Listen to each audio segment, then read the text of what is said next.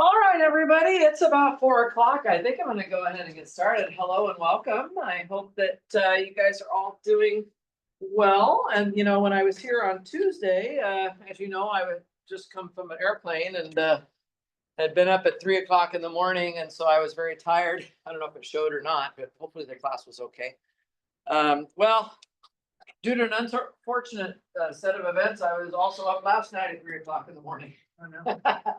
Yeah, so it turned out that I have this external hard drive that my entire life is on it. All of my music, my pictures for the last 20 years, family, special stuff, all those mountain adventures and so on.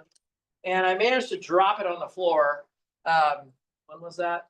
That was right before I went on the trip. And I didn't think there was anything wrong with it. So yesterday I was going to go add the new pictures to the drive, but I had remembered that I dropped it on the floor. And sure enough, I plugged the thing in, and it was not finding my files, and it was like trying to tell me I couldn't open anything. And so my whole life is suddenly gone. And but then I found online, you can Google. These days you don't have to know anything; you just Google for it. So I just Google online and found out how to do this check disk thing, which is like this. It runs this sort of sector by sector through your big 8 terabyte drive, and I tries to see if there's any errors and either fix it or move the data out of it, one way or the other. Except that when I plugged it in, it says it's going to take 17 hours or something like that.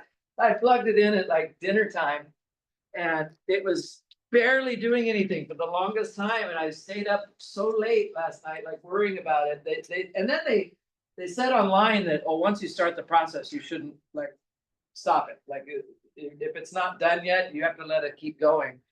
So I was like, okay, I guess I got to babysit this thing now until it's done. So I ended up at my office till 3 in the morning, watching the percent of the progress go along.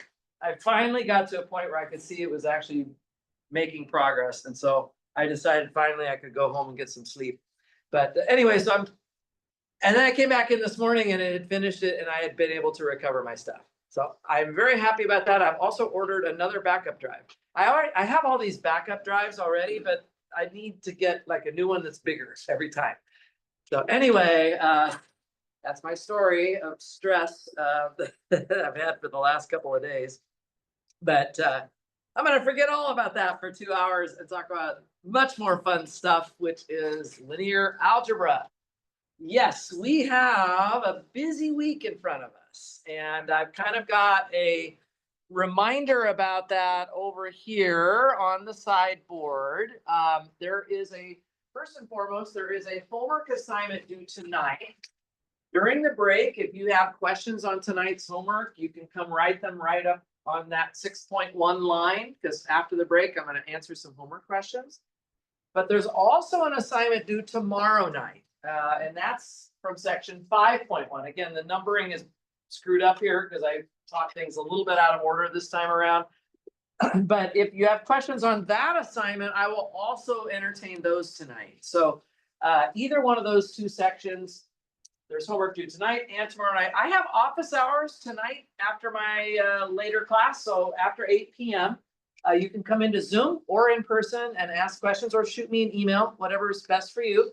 And I'll try to answer it. I'll stay around until midnight with a dinner break at about 9 o'clock for an hour or so. Other than that, I should be around.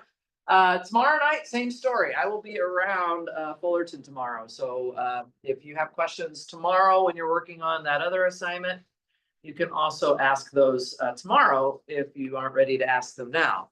I will be posting the solutions to both of those homeworks, obviously the next morning, probably after you turn those in.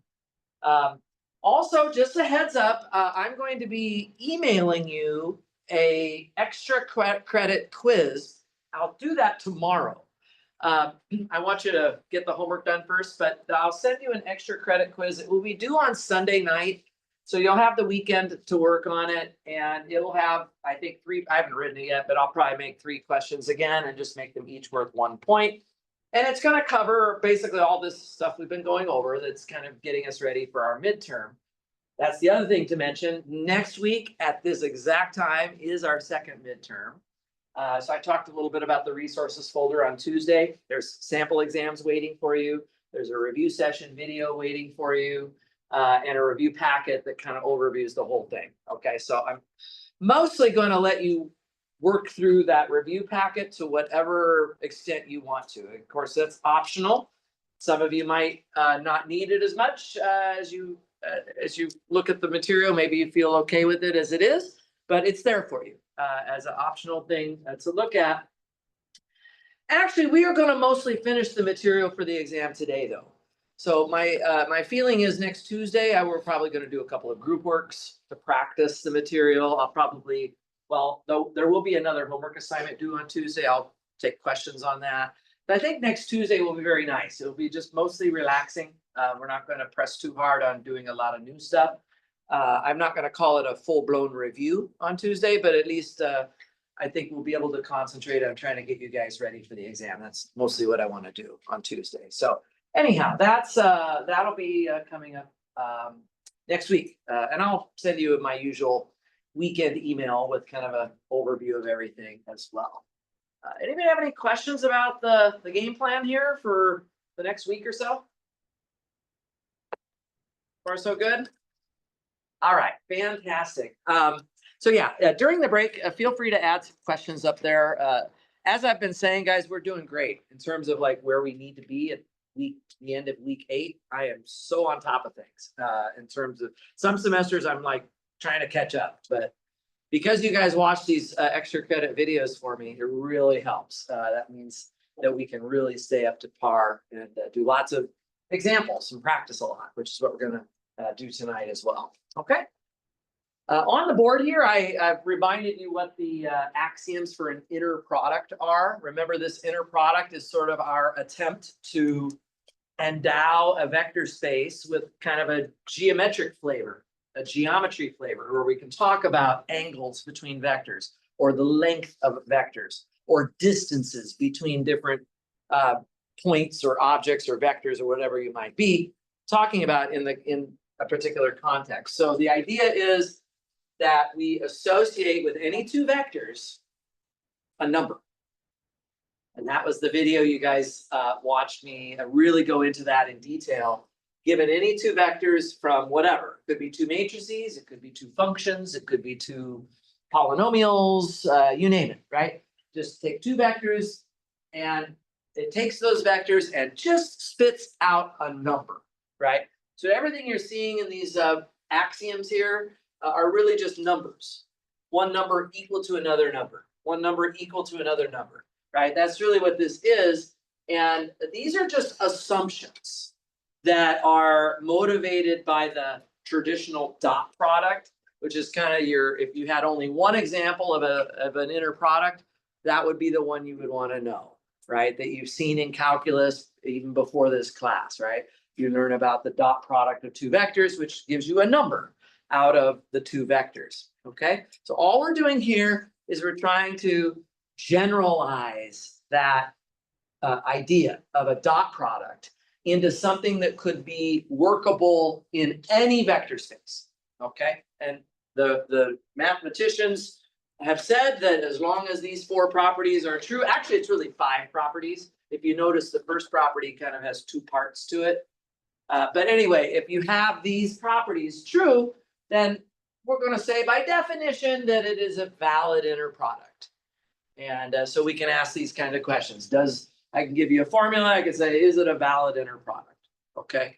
So in fact, let's do these 2 warm-up problems here to kind of get started. And these problems are actually very similar to some of the ones that are in section 5.1 for the homework, right? So this is definitely what we are thinking about these days with chapter 5, the first part of chapter 5. Okay, so let's look at this first problem here. It's just asking, do we have a valid inner product? The universe that we're going to work in, the vector space for this first one is M2 of R. That means we're looking at 2 by 2 matrices.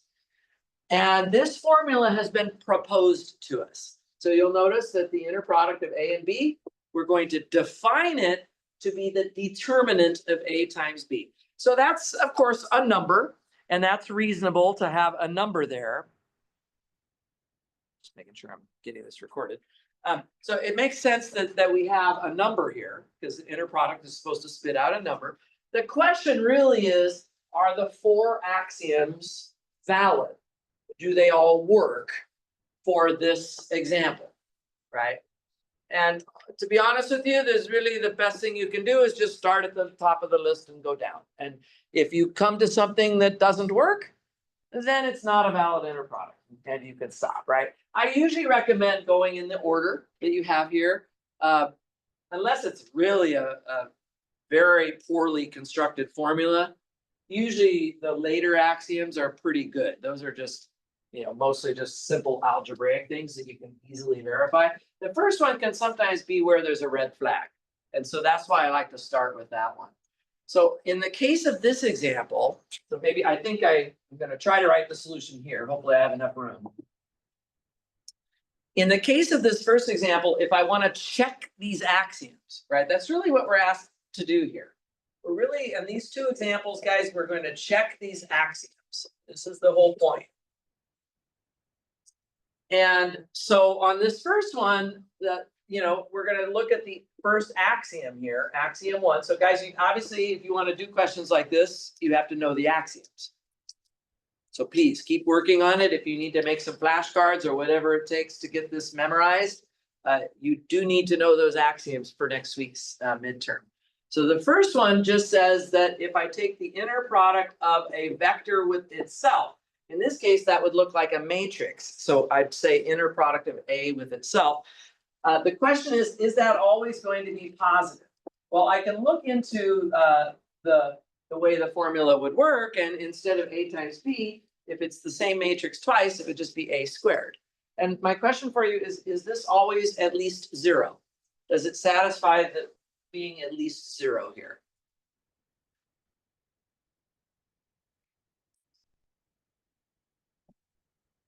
Feel pretty good about it? Do we have any properties of determinants that we can use? Did we have a formula for the determinant of A times B?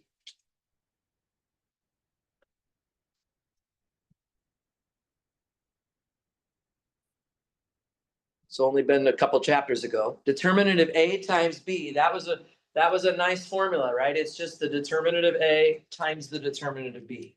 So determinants do play nice with multiplication.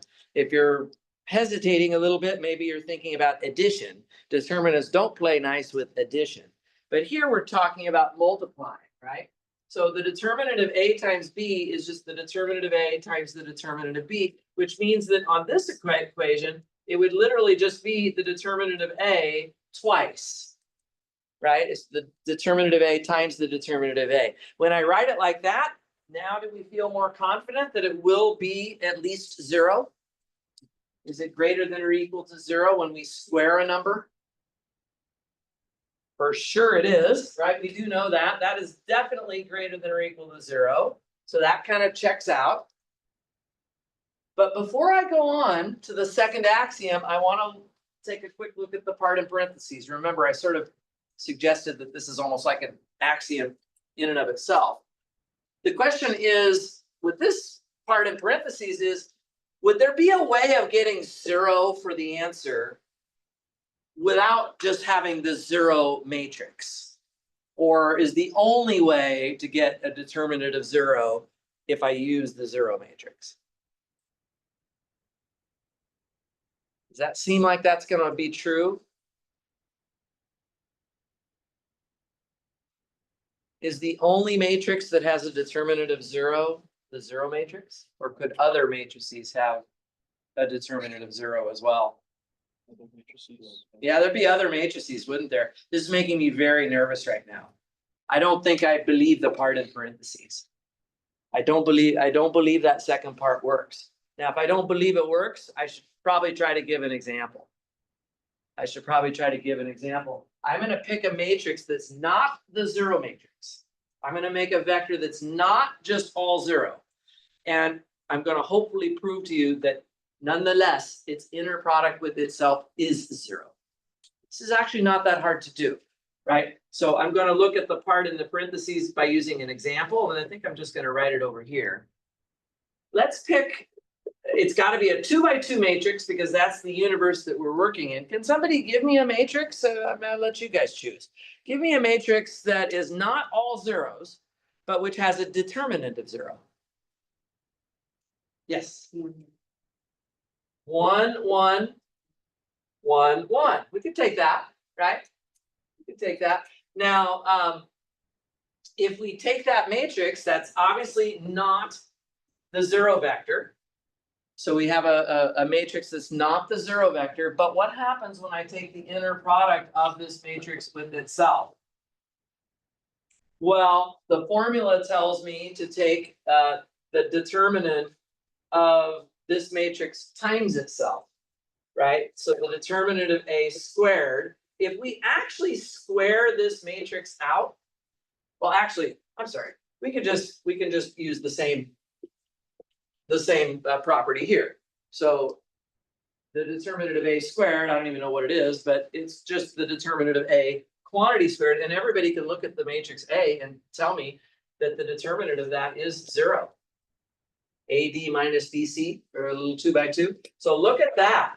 The inner product of this vector with itself was 0, even though the vector wasn't 0. That shows the failure of the part in parentheses. So this fails. This is all considered part of axiom 1.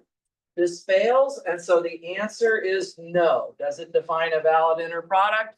The answer would be no. We don't have to look at the other axioms at all. If a particular axiom fails, we can stop right at that moment. It is already game over. Yeah? It's not going to work. People feel okay with that? This is not the only matrix. Anthony gave me a good choice, but any other matrix that had a determinant of 0 could have been used right there. Right? So it'd be lots of different vectors. There's lots of different x's that give you an inner product of 0 here, even if that vector itself was not 0. So it's violating that part in parentheses. So when something fails, like it does here, giving an example of it is totally the way to go. Okay? And I did that in that 70-minute video that you watched last week too. There were a couple of examples that didn't work, and we illustrated that with very specific examples along the way. Okay, any questions on this first part here?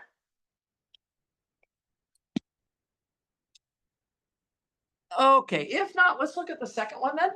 Okay, if everybody's okay with that, let's look at the second one. The second one is the vector space R3.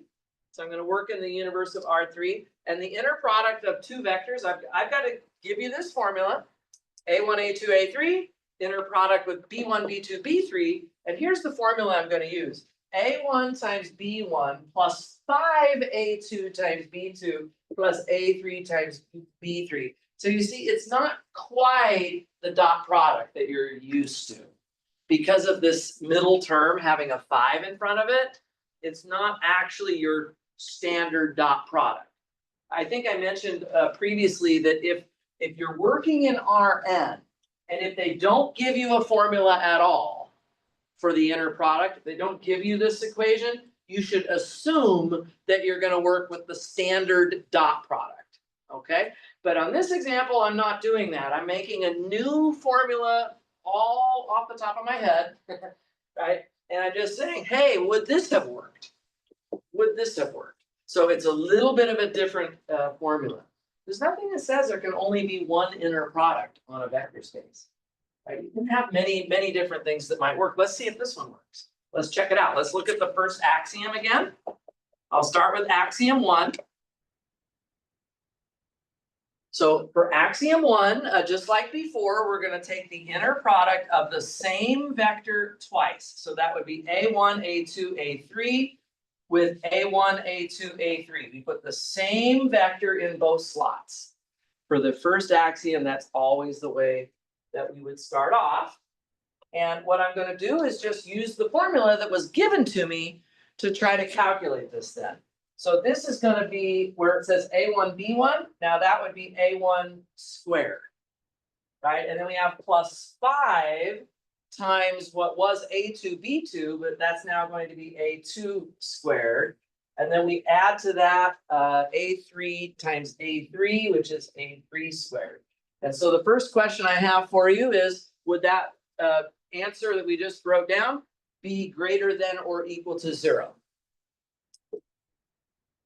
You're adding up a bunch of numbers that are just being squared, right? If you square numbers, they always become positive. And if you add positives to positives, you just get positives. That's definitely greater than or equal to 0. Now, in this case, the only way that you could add up 3 positive numbers and end up getting 0 would have been if each term individually was 0 to begin with, right? Because you don't have any negative numbers that you can get when you square something and square something and square something and add it all up, right? It's only going to become more and more positive. So the only way that this would equal 0, I'll add this over here, only if A1 equals A2 equals A3 equals 0. So this time it does check out. This time the part in parentheses is looking okay. Okay, that look okay to everybody? By the way, the only thing I had to do to mess this up, if I had put a minus sign right here, for example, if I had put like minus 5 A2 B2, well, then you would have had a term being subtracted here. And then when you look at this expression, it easily could have been negative, right? So it doesn't take much to tweak a valid inner product and turn it into something not valid. Okay, all I got to do is like change one little sign here, and that would have done it. Okay, but in this case, the first axiom looks pretty good. Let me look at the other axiom. So we have axiom 2. Okay, so if it's passing each of these tests, we have to keep going, right? Yes, go ahead, Edgar. How would we write when the failure could be less than 0? How would we write that? You would, again, just like we did here, you would have to give an example. So you would make a specific vector or whatever it was, and just take its inner product with itself and show that it came out negative. Yeah, and that'd be all you'd have to do. Yeah, so when something fails, right, we're trying to write out a specific example here. But when something passes, we kind of leave it in more general terms, right? When something passes, we can't just give one example, right? But when something fails, we can do that. When something fails, we can just give an example. Let's look at the second axiom. The second axiom is where you switch the order, right? The two vectors, you're going to x, y is the same as the inner product of y with x. Do you think that's going to be true here? If I swap where the a's and b's are, does the answer still come out the same? Should be, right? Should be. Looks pretty good to me. Like A1, B1 is the same as B1, A1. A2, B2 is the same as B2, A2, so on. So let's just write that down. It should be pretty easy. The inner product of A1, A2, A3 with B1, B2, B3, right? This is equal to A1, B1 plus 5 A2, B2 plus A3, B3. Yeah, that would be the first step. Just write down the formula. And then we know that we can just swap the multiplication, right? So we can write this as B1A1 plus 5B2A2 and then plus B3A3. So I can put all the B's in front of all the A's. And then when I look at that, I say, oh, well, that's what we would have written down if we had done the inner product in the opposite order. So B1, B2, B3, comma, A1, A2, A3. Perfect.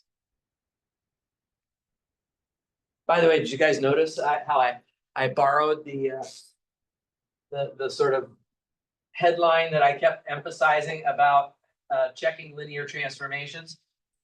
I try to write only on the right side of the equal signs. I have just white space underneath this left side here. And now I connect with equal signs from one step to the next to the next. Okay, so we saw that with linear transformations when t was going to respect addition and scalar multiplication. We sort of formatted it like this. Do the same thing here. Same exact thing here. Okay. Got to keep going because these axioms are working so far. So axiom 3, it's a fair bit of writing.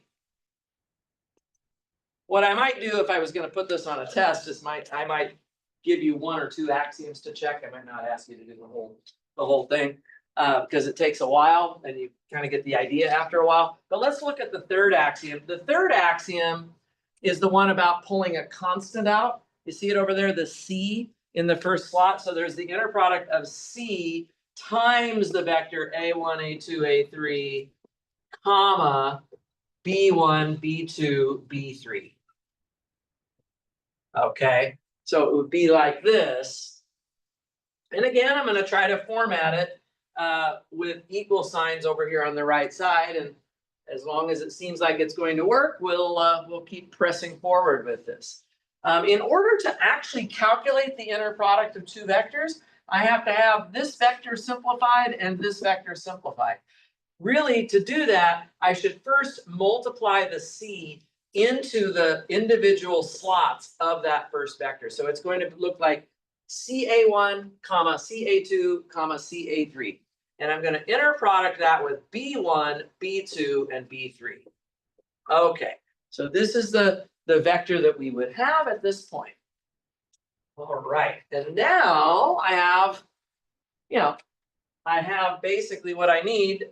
I have a vector, inner product with a vector. I have my formula in black right there in the middle of the board. So we just take the first vector, the first slot, which is CA1 times B1, and then plus 5 CA2 B2, and then plus CA3 B3.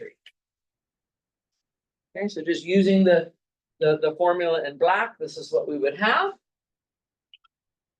So in other words, everywhere I had an A1, now I wrote CA1. Everywhere I had an A2, now I wrote CA2, and so on. What are you going to suggest I do with that expression? I can factor the C out, and keep in mind what you're trying to figure out is whether you can get the C all the way out in front.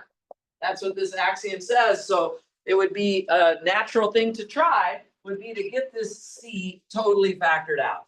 So I can totally factor this C all the way out. It leaves me with A1, B1 plus 5 A2, B2 plus A3, B3. Okay, so in those parentheses, that's what we would have. And in those parentheses, as you can see, guys, this is just the inner product of A1, A2, A3 with B1, B2, B3. And that checks out as well. So these are all checking out so far, so good. We have some white space here, like this. Okay, so we verify that this thing does satisfy axiom 3. Okay. The last one is axiom 4. Let's see. I guess I can get rid of this first example. We've already kind of talked through this one. Do you want to see the fourth part? It's kind of messy. I'm going to do it kind of fast. I don't like the fourth one. It's just because you have to have 2 different vectors added together in the first slot. So it just takes more writing. But I'll go ahead and write it down. If you guys are getting hand cramps from writing all this, you can always just stop and take a picture of it. Once I get it written down, I'll be the only one suffering. Let's see. How is this going to look? On the left side, I have to add 2 vectors together. So in this context, that might look like, A1, A2, A3. I'm going to add that to another vector, which I'm going to call X1, X2, X3. So I have to bring in a new vector there. And then in the second slot, I still have my B1, B2, B3. So I'm going to just do it like this. So again, just in terms of the notation, this is really, x1 plus x2 inner product with y. Okay? Before I can actually evaluate the inner product, I need to clean up the left side. I need to make the left side looking like a single vector. So a1 plus x1, comma, a2 plus x2, comma, a3 plus x3. You just add the slots of those vectors to make that into a single vector on the left side. And then we're going to inner product that with b1, b2, b3. I know there's a lot of commas all over the place here. You do have to kind of be careful with writing this out, that you're not confusing any of the notation here. Okay, well, now I have a single vector, inner product with a single vector. We have a formula for how to do that. It's right here. What do I do? First slot times first slot plus 5 times second slot times second slot plus third slot times third slot. Let's do it. First slot, a1 plus x1 times first slot, that's b1, plus 5 times second slot plus second slot multiplied by b2. And then plus the third slot is a3 plus x3 times b3. And I bet you know what we're going to do next. Or do you want to tell me what we're going to do next? Because this is the key step.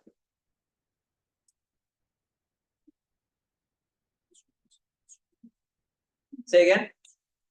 Yeah, distribute this expression, right? Just like multiply it out. And I'm going to do something. I'm going to get all of the A and B parts together in the front and all of the X and B parts together in the back. So you can see I have an A1, B1 here. I'm going to skip over the X1 for a minute. You also have a 5A2, B2. You also have an A3, B3. Grab all of that stuff and put it together in the front.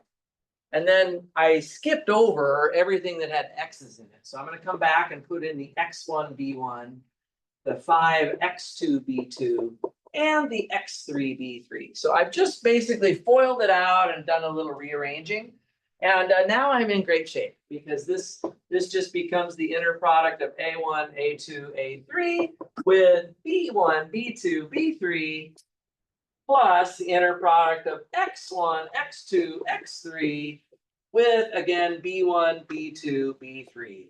And my hand is getting tired. But that's it. That's what it would look like. Okay? So the answer to this warm-up problem, and I've erased the question already. What do I have? It's right here. The answer to this question is this is a yes. All of the axioms did work. They did work here. And so this just shows that you can have different inner product formulas for the same vector space that are valid, right? This is not the standard one, but there's nothing wrong with this. Really, the only thing I did, guys, I took the standard inner product and I put a 5 here. And did the 5 really screw anything up? If you look at it, not really, right? It just goes through the whole calculation. All 4 axioms really doesn't matter at all. Okay.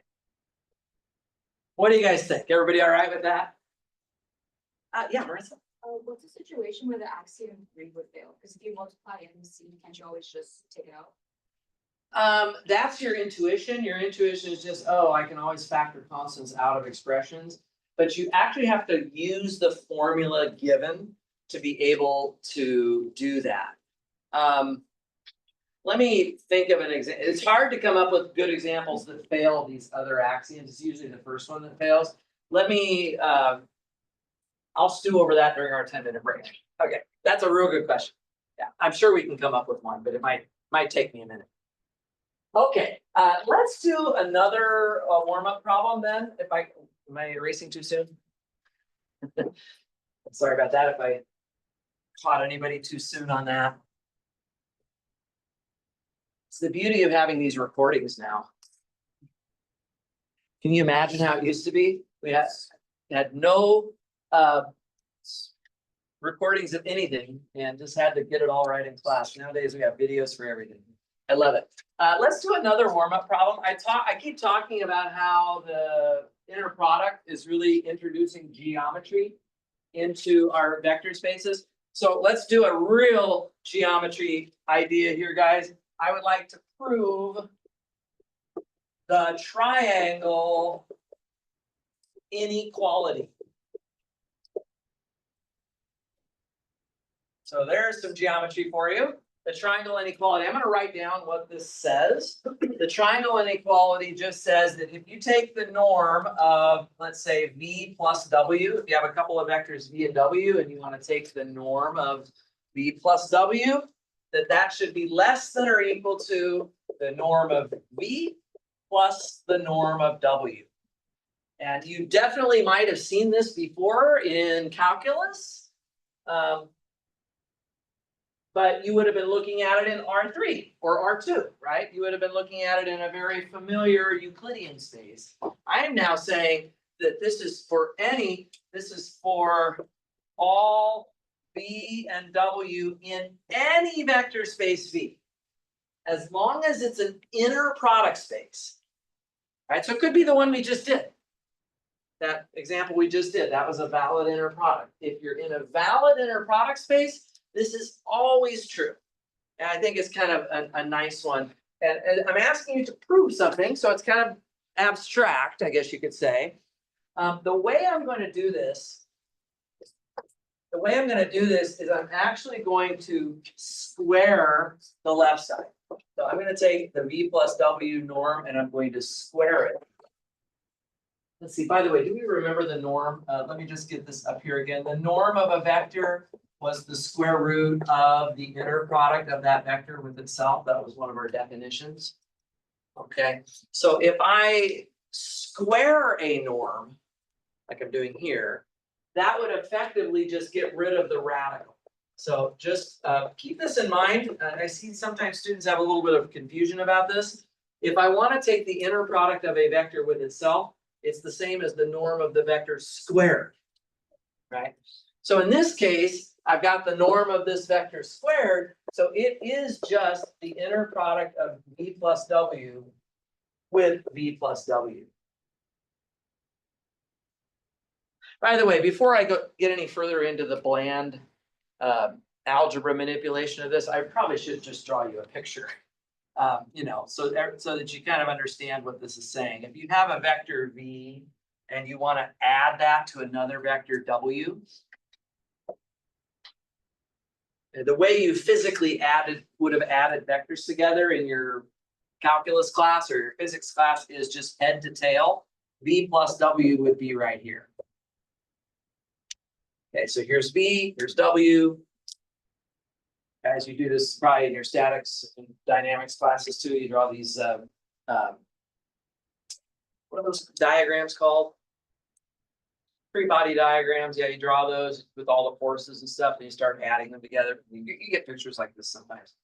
Anyway, the length of v plus w, the norm, the length across there is less than or equal to the length of v plus the length of w. If you wanted to walk from here to here, from A to B, your best bet is to go directly along the vector v plus w. It will be shorter than if you walk along v and then walk along w. So that's where the name triangle inequality comes from, because you have the picture of the triangle to kind of illustrate what's going on.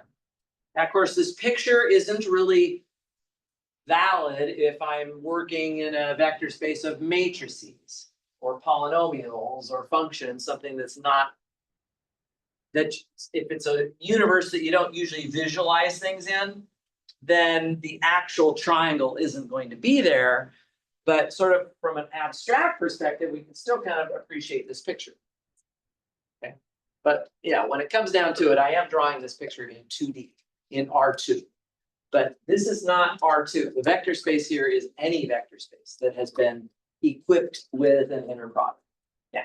Okay. Anyway, so I've started off here by just writing down what the square of the norm of this vector is. Any thoughts what I might want to do with what I got right here?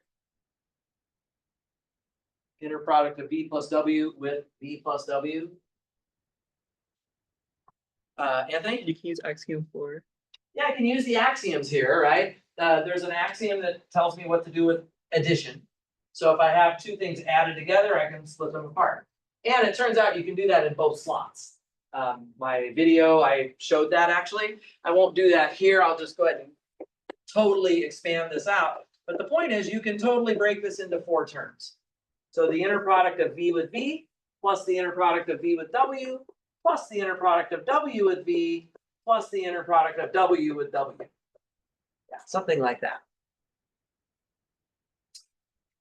Okay, and so this first term is just the norm of V squared again.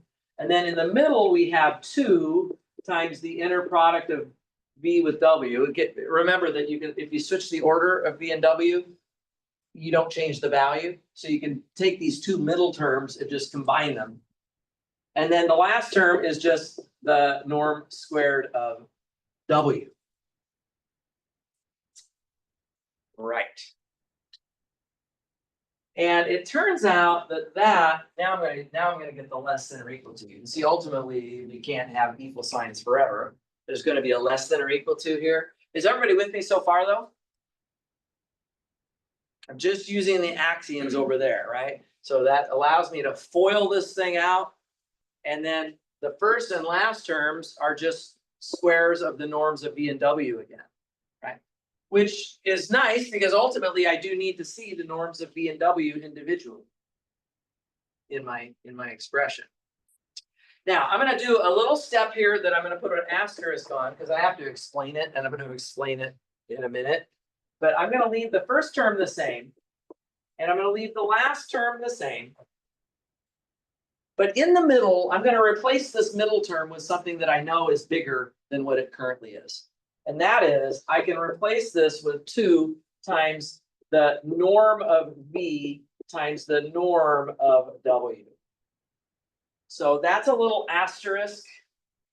This is a little fact that I'm not maybe going to prove right now. But the fact is that when you take the inner product of 2 vectors, it will always be less than or equal to the inner product of V times the inner product of W.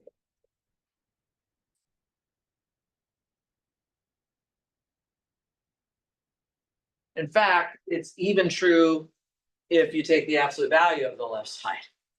It would still be true. Okay, so I'll come back and say a little bit more about that in a second, but if you believe it, if you're willing to believe this for a minute, then I'm replacing VW with norm of V, norm of W, using this less than or equal to. So this guy in the middle is less than or equal to this times this. I'm just replacing here. And the point is, if you believe that, then what you have here is just the norm of V plus the norm of W quantity squared. Right? If you FOIL that, if you square that out, you'll see that you just get what you had on the line immediately above it. So that's a good thing. That looks pretty good to me. And if you look at where we started, and if you look at where we finished, you see that the square of the left side is less than or equal to the square of the right side. I'm now just going to take the square root of both sides. Square root both sides. When you take the square root of what was already being squared, you just get back to what you had originally, which is the norm of V plus W on the left. We all know that, right? The square root of anything squared is just itself back again. And then on the right, we have a less than or equal to, when I take the square root of this guy, I just get rid of the square there. So I end up with norm of V plus norm of W. Yeah, and that's what the triangle inequality says. That's a nice little problem. Okay, so I don't know, maybe this is 36 less than or equal to 49, something like that. So if you take the square root of both sides, then you'd have 6 is less than or equal to 7. So you just literally take the square root of everything and you're good to go. Yeah.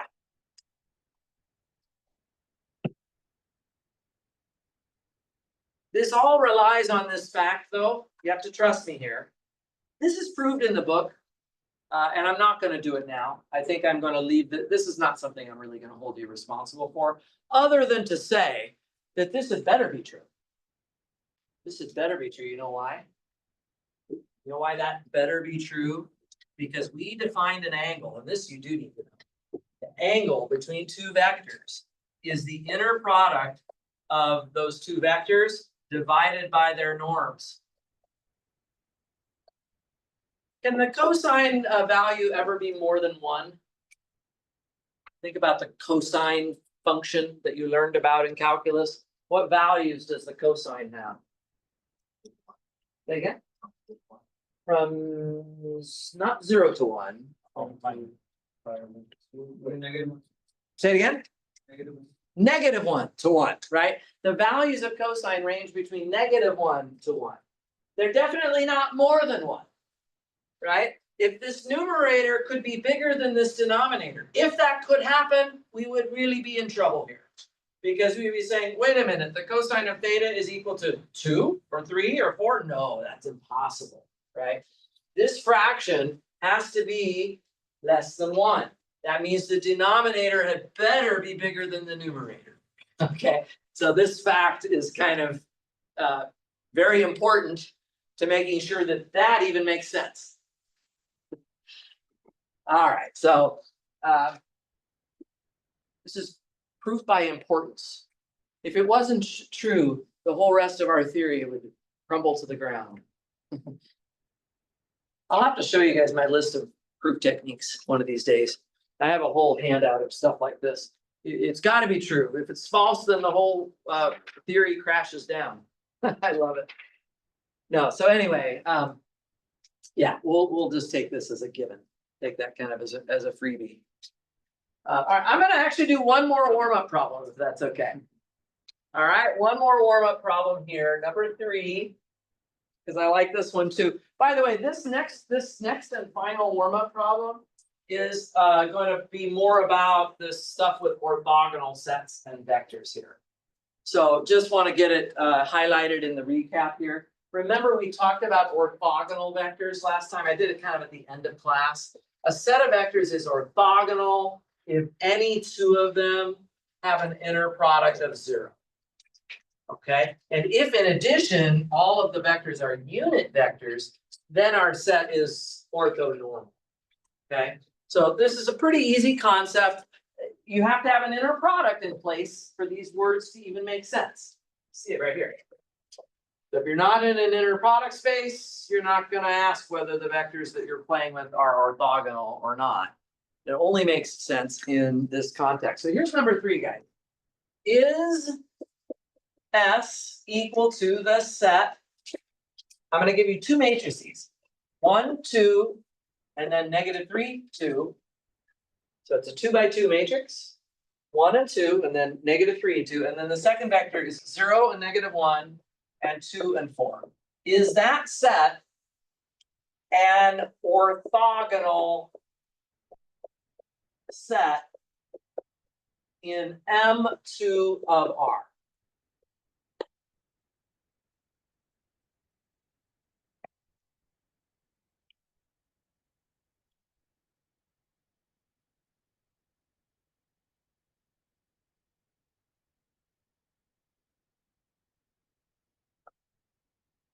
So I've given you 2 vectors. There's only 2 vectors. Really, all I'm asking is, when I take the inner product of the 2 vectors, do I get 0?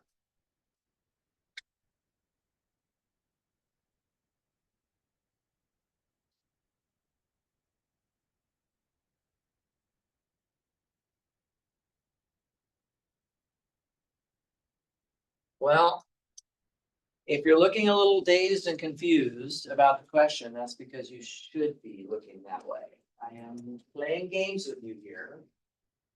And I'm trying to see if anybody can tell me, like, what is wrong with this? This is a flawed question, the way I've stated it. And so people are looking a little bit, I don't know if you're just tired or if you're actually trying to figure it out and saying, wait a minute, Dr. Annan, something wrong with your question. Does anybody know what's wrong with this question?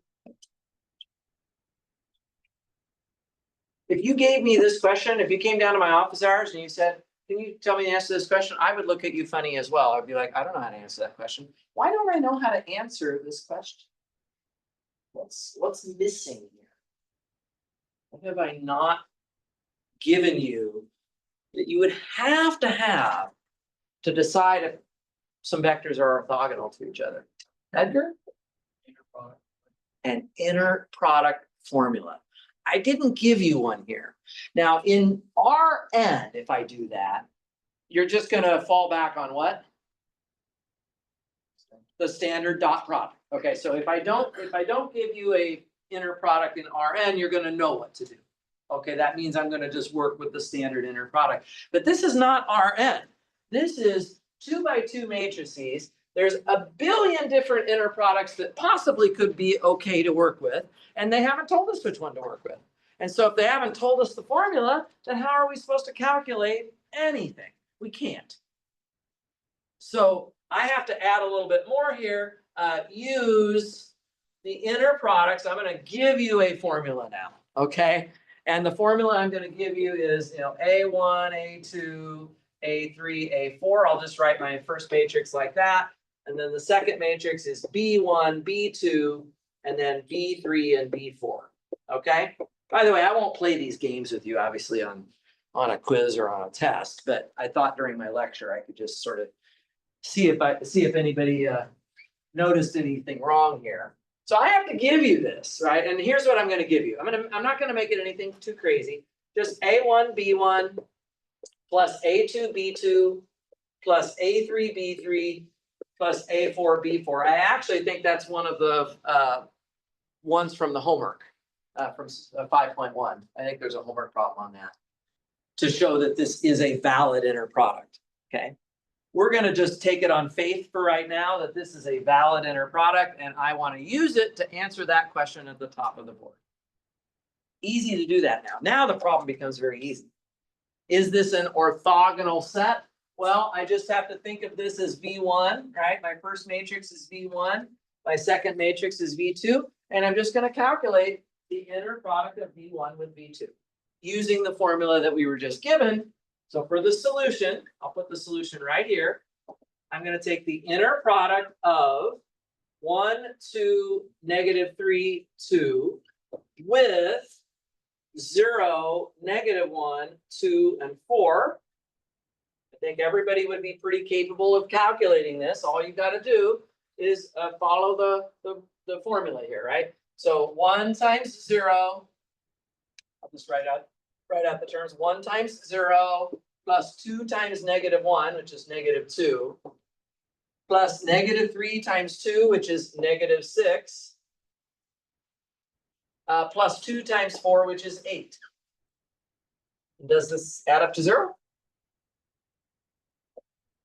I was up pretty late last night, but even so, I think I can still do that one. That does equal 0. It cancels out to 0, and that means that this is an orthogonal set. It is an orthogonal set. So the answer here is yes. Now, obviously, if you have more vectors, then you have to do more of these pairwise calculations. So if you had 4 vectors, well, you'd have to do several, like V1 with V2, V1 with V3, V1 with V4, and so on. That's gonna be, you're gonna practice that on next Tuesday's homework. Yeah, so, but here we only have those 2 vectors to check. Everybody okay with that? Now, you won't be surprised. Okay, don't change this in your notes because I don't want your notes to confuse you later. But I could go back, just like I did on that previous warm-up problem, and change my inner product just slightly. I could put a 5 here, something like that. Well, you know what? If you did that, if you put a 5 there and you changed your inner product, and then I ask you the same question, and you do this calculation again, A1 times B1 plus 5 times A2 B2 plus A3 B3 plus A4 B4, now it doesn't add up to 0. And now the answer would have been no. They're not orthogonal. So you just change the inner product slightly, just like tweak like one little number, and now all of a sudden, something that was an orthogonal set is no longer an orthogonal set. So isn't that something? It really depends on the inner product that you're using. So this is the thing that drives this whole problem, right? This is how all the calculations have to be done. And you really got to live with whatever was given to you there. But if we stick with this very nice standard inner product, well, it's not really standard, but if we stick with sort of the most obvious inner product, we do get a yes out of that. But I just wanted to show you that, yeah, you can change the answer from yes to no with the stroke of a pen. It's really easy. Okay, questions? So far, so good. If, yes, Angel and then Edgar. So for it to be important to a normal set on top of this, Yes. a unit vector has to be in that S. These would have to be unit vectors. Are these unit vectors? They're not. If you calculated the norm of B1, right, remember that would be the square root of the inner product of the first matrix with itself. And let me just calculate this. So using just this first matrix only, the inner product of this matrix with itself would be 1 times 1 plus 2 times 2 plus -3 times -3 plus 4 times 4, which is 18, I think. So this would be the square root of 18. It's not a unit vector. And you can do the same thing with the second vector, the norm of B2. I believe that's going to be the square root of 21 if my mental math is correct. So could you turn this orthogonal set into an orthonormal one? Very standard question. How do you do it? Zach? You would divide the, what is it, the V1 over the, Yeah, the you would just divide the first vector by its norm, right? Yeah. And you would divide the second vector by its norm. It's that normalization process. So yeah, that would be a natural follow-up. If the set is orthogonal, then can you convert it into an orthonormal set? And the way you do that is to normalize the vectors. You just simply divide by their norms. That's a great point. So that was your question? Edgar, did you have one also?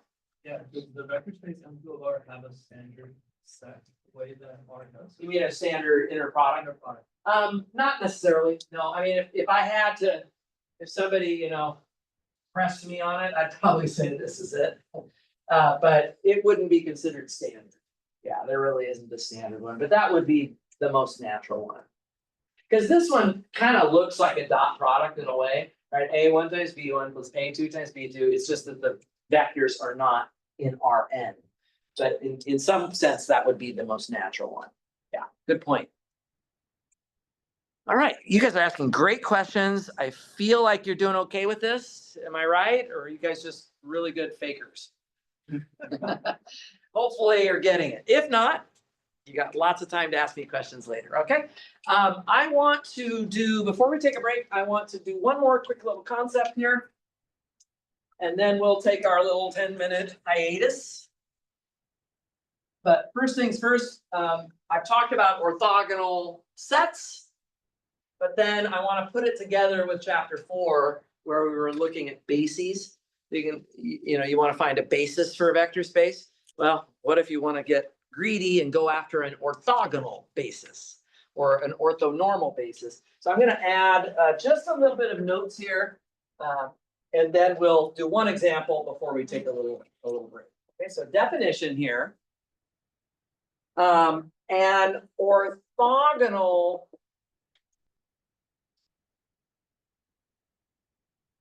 An orthogonal basis. And then in parentheses, I'm going to put orthonormal basis. So you can have both of these words defined at the same time. An orthogonal basis or an orthonormal basis for an inner product space V is just a basis consisting of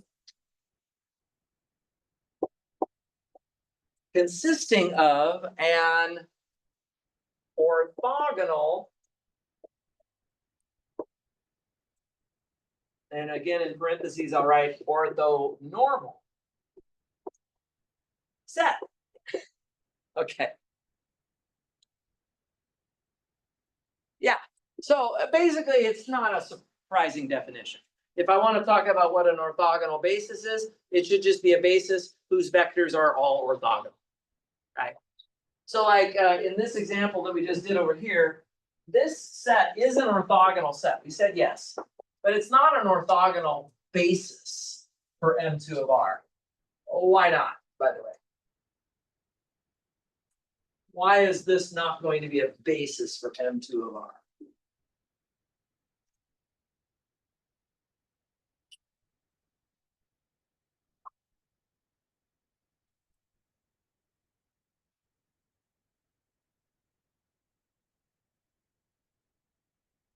Yeah, I'm gonna go back to some very basic stuff here, guys. What's the dimension of M2 of R?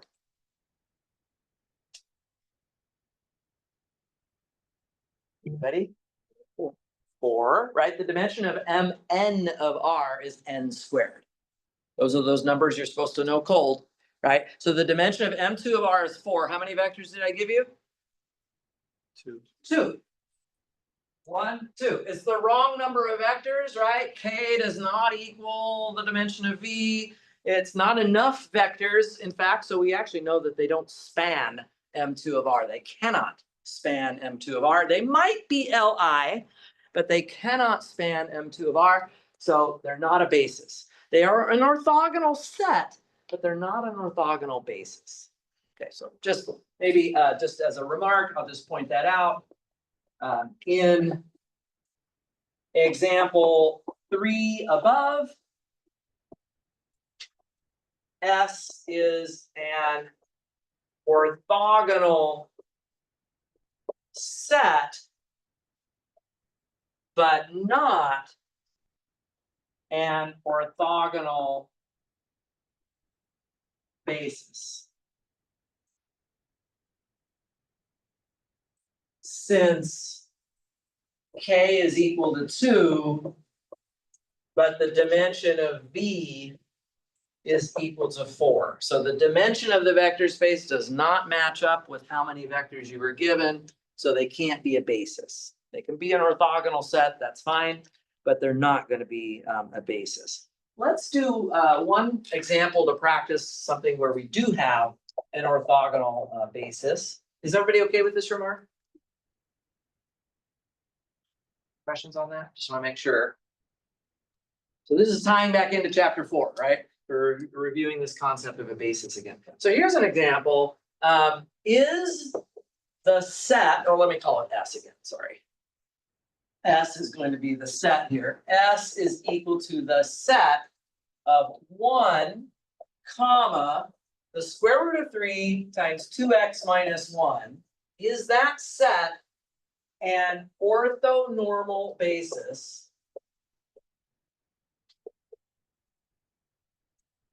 for P1 of R?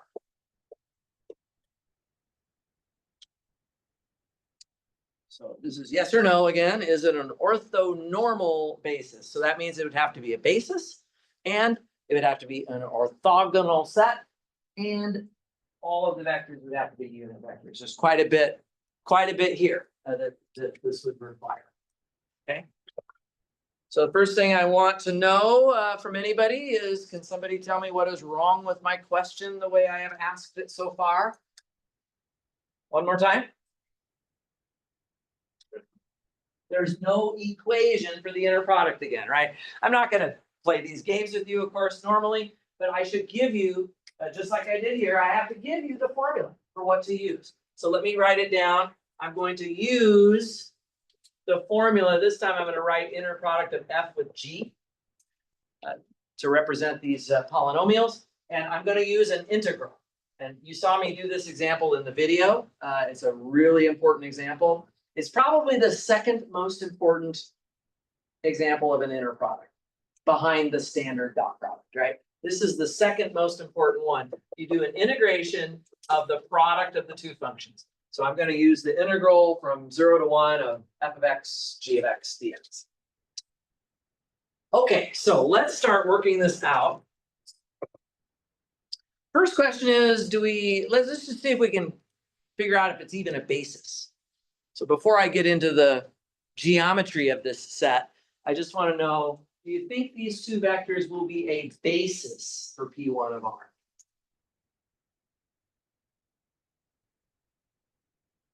Maybe we could start by writing down the dimension of P1 of R. I always like to know, if we know the dimension of our vector space in advance, it's always so helpful to answering these kind of questions. What is the dimension of P1 of R? Do we remember that number?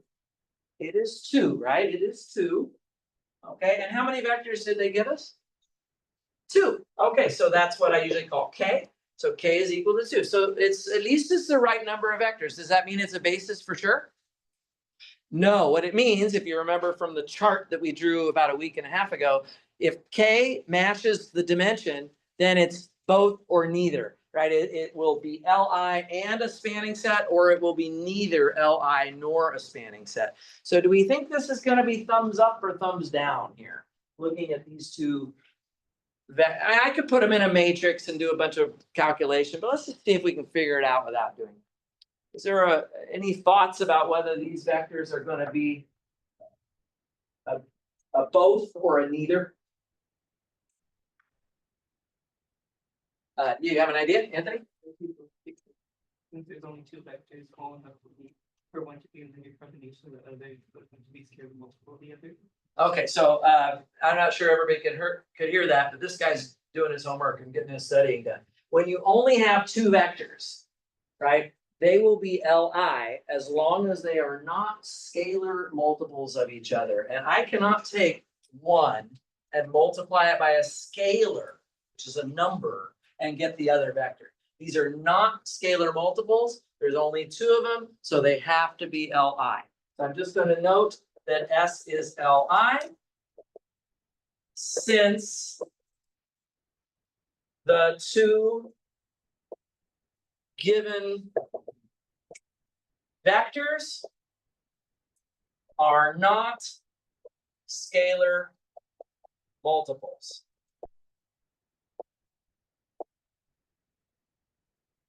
And if it's a thumbs up on the Li, then it's also a thumbs up on the spanning set. So if they're linearly independent, they have to span the space. That means they are a basis. Okay, so thus S is, I'll just put it in quotes here, both, which means it's a basis. All right, so it's at least it's a basis. Question is asking for a little bit more than that. The question is asking, is it an orthonormal basis? But at least we know that it is a basis for P1 of R. That's the first point. Okay? Everybody okay with that? This is a totally just chapter 4 review right now. This is a great review for next week. Just how do we analyze whether a set is a basis or not? It's the right number of vectors, and those vectors are Li, therefore both. Pretty quick, pretty easy. Okay, let's work on the orthonormal part of the question now. We have a basis. The question is, are they orthonormal? Before we can get to that, we have to just figure out if they're even orthogonal. And that means we need to take the inner product of the two given vectors and see if it's 0. So I'm going to do that here. So orthogonal. I'm going to check it right here and see if this seems to be okay. I'm going to take the inner product of 1 with radical 3 of the quantity 2x minus 1. And now is where we have to start using this formula that we are given here in the box, right? So how do we do this inner product? We have to set up an integral from 0 to 1 of these two things multiplied together. That would be the square root of 3 times the quantity 2x minus 1, and then a dx on that. I'm going to go ahead, guys, and pull the radical 3 out of that integral because it's just a constant. And when I integrate 2x minus 1, I'm going to do this kind of quickly. I'll just get x squared minus x, which I have to evaluate now between 0 and 1. And when I do that, what am I going to get? 1 squared minus 1, that's 0. 0 squared minus 0, that's 0. It's all just 0. That checks. That checks out. This is orthogonal. This is orthogonal. So we have a basis. It is actually an orthogonal basis. The only thing left to wonder about is it orthonormal? So I'm gonna do that. I think maybe I need a little bit more space here, but this part is very computational. It's not very heavy on concept. It's mostly just plugging and chugging with the equations. And so I'm gonna just check now if the vectors are both unit vectors. So let's just look at the norm of, so I'm gonna do orthonormal here. So I take the norm of 1. I just want to make sure it's 1. I want to see if it's 1. So the formula is this is the square root of the inner product of 1 with itself. That's how this works. And that's the norm of any vector, right? I've still got it on the board over here. The norm of any vector is just the square root of the inner product of that vector with itself. So this is the square root of the integral from 0 to 1 of 1 times dx, right? So we're just doing this formula in the box. The inner product of 1 with 1 is the integral from 0 to 1 of 1 times dx. What I've got right there underneath that radical. And when you integrate this underneath this square root, it's all happening under the radical. That's just the integral of dx, which just gives me x evaluated from 0 to 1. So you anti-differentiate 1, you just get x. And this is going to be very nice. It's just going to be the square root of 1 minus 0. And that's just 1. Square root of 1, which is 1. This is equal to 1, and that's a check. That's just going to be a check. So we have a unit vector. This guy is a unit vector. Now again, guys, be careful. All I have to do to make that not a unit vector is do something like change this limit of integration. I literally scribble out that limit, change it. Now when you do the integral over there, you won't get 1 anymore. So it really hinges heavily on what this formula is right here. Okay, the last thing we have to do is check the other vector. The other vector, we take the norm of radical 3 of 2x minus 1. This one's going to be slightly messier, but it's not too bad either. So this is going to be the square root of the inner product of radical 3 times 2x minus 1 with itself. Write it down twice. Underneath that square root, we've put down our vector twice inside that inner product. And this one, I need a little bit of work here. So I'm going to integrate from 0 to 1 of the product of these two, right? So this is like f of x and g of x. When you multiply them together, you just have 3 times the quantity 2x minus 1. Now that's being squared at this point, like so. And this is kind of not very interesting. So I'm going to just let you do it. You can just FOIL this out under this radical, and then the antiderivative is very easy, and you will get 1. Okay, so I'll let you check that. I don't want to spend extra time on something kind of tedious like that. It's not that hard, but I'll just skip the details. You do get 1, and guys, so everything is checking out. It is a basis, it's orthogonal, and it's orthonormal. All of the vectors are unit vectors, and they are perpendicular to each other. So the answer to this question then at the end of all of this work is yes. So it's a great question. You have to figure out, is it a basis or not? And then are the vectors orthogonal? Are they orthonormal? And keep track of all that. It's all part of the solution. Any questions on that? You know, you might think that the best basis on Earth for P1 of R, you're probably thinking, and it is true, the standard basis for P1 of R would have just been 1 and x. But I've now given you a reason. I've now given you a reason to perhaps maybe prefer this one. Because I have a feeling this is not an orthonormal basis. This one is. And when you have an orthonormal basis, I mean, think about what's the best basis you know for R3. It's like the coordinate axes, I, J, and K, right? That is a great example of an orthonormal basis. And when you have an orthonormal basis like I, J, and K in your XYZ coordinate system, calculations with respect to that basis are always so clean and always so easy to do. And so somehow, even though this may not look like as nice of a basis as this one, there are situations where an engineer or a physicist or a mathematician might choose this one as a preferred basis because of the fact that it's orthonormal. So it's kind of surprising that a basis that looks messy could actually be a better basis for somebody to do calculations with. It brings up a question. It brings up a question which I'm going to address in the last part of our class today, which is, how can we come up with an orthonormal basis if we really wanted one? Like, how did I come up with this? The square root of 3 just kind of falls out of the sky, and like, where is this coming from? Like, can we create one for ourselves that would work? Of course, it hinges on what the inner product is. Again, if I change this, if I change the limits of this integration, this isn't going to be any good anymore.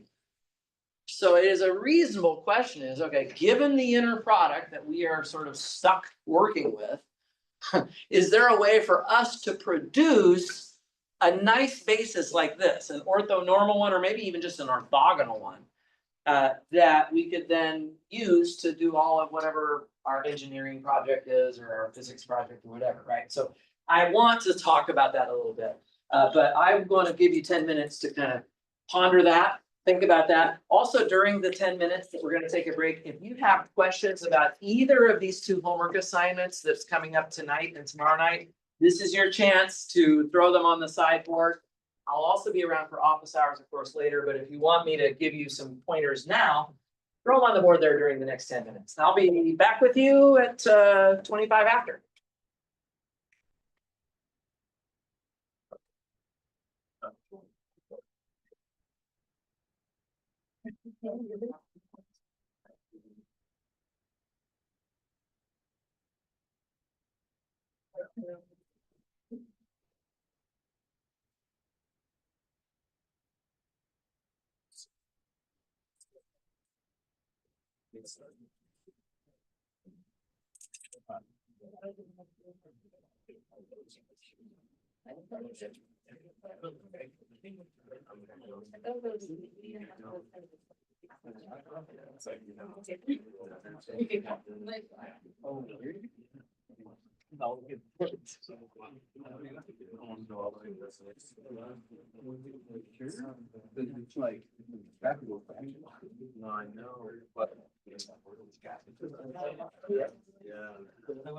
What we might that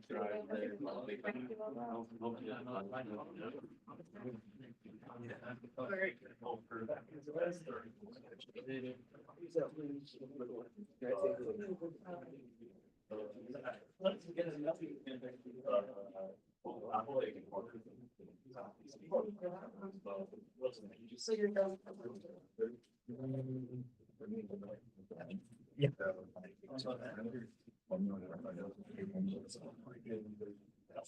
That's right. That's right. Any other vector space pretty much needs to be given to you. That's right. Yeah. Exactly. Yeah. Absolutely. Good question. But then once I knew what they were.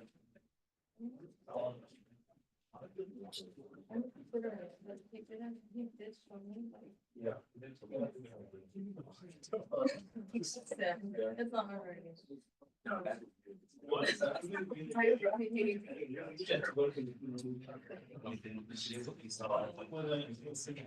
I'll stop you in a minute.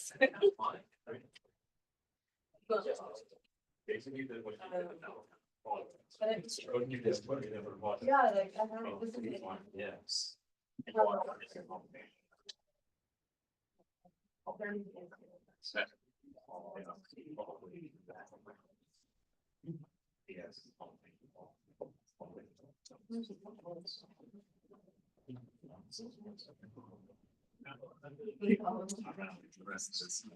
Yeah.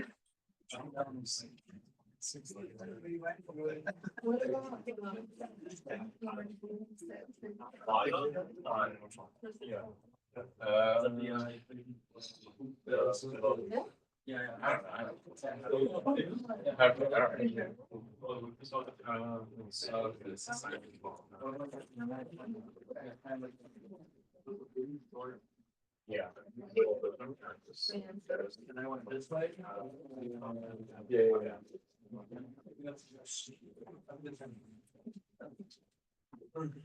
I don't know how to.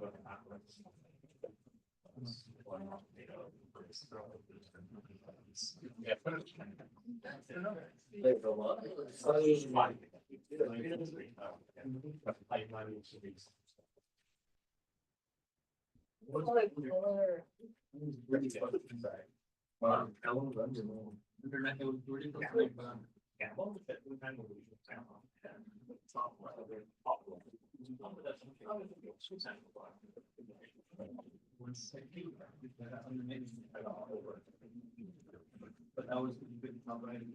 Yes, that was.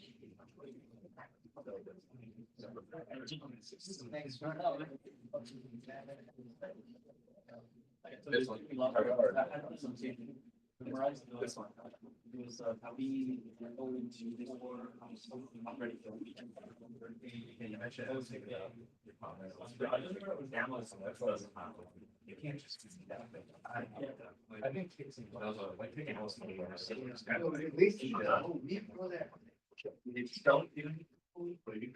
I'll get some hours then. I get some hours. Projects. What about this year? This, but like at least. Just get by. Well, look, I'm. It's awesome. All right.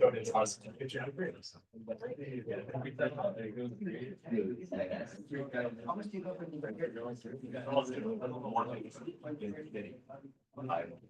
So we all never know which was great. I think it's been my great.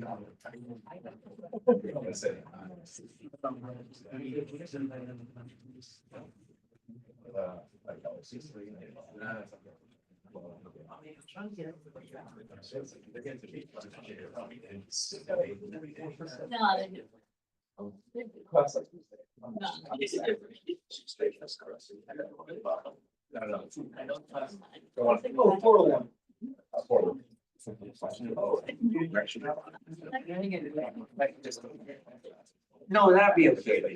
Yeah, you can. That's right. I'm not a big calculator guy. You need to use a calculator. Okay, not a big deal. Yeah.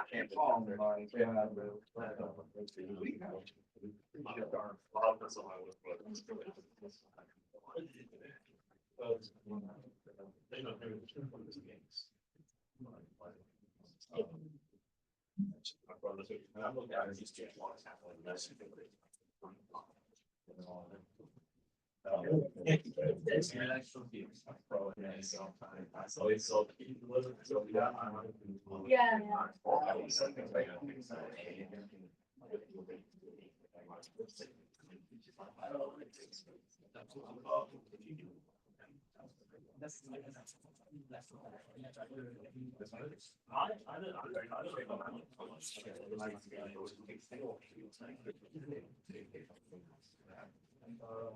Well, it makes sense.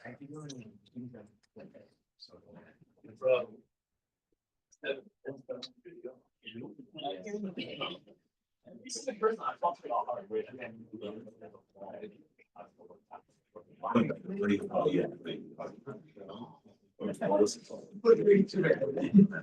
Huh? I don't like stuff. I'm like, just getting 17:30. That's a quick 30. Someone who didn't.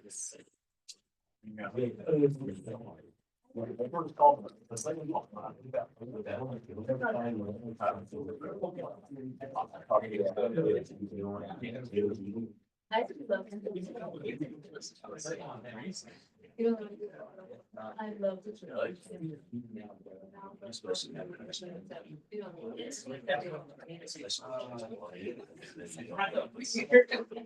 So cute, yeah. Yeah. My daughter's, I don't see what you're talking about. Tornado. Very aggressive and violent. And also yeah.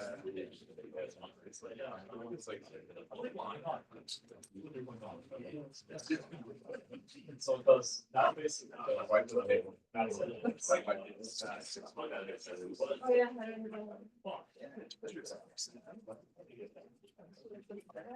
don't know. Like, just not as happy. Yeah, and we love the way you always zoom in on her little spike shot. I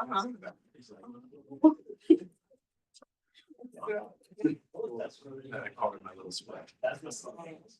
Yeah.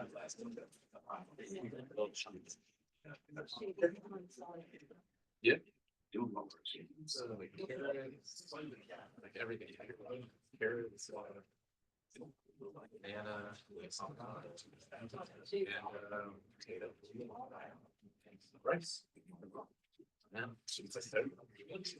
All right, guys, so we got quite a few problems over here on the sideboard, so I want to get back to business here so I can hopefully have time to get through some of them with you. But before I do those problems, I am going to talk about one last bit of the new material here.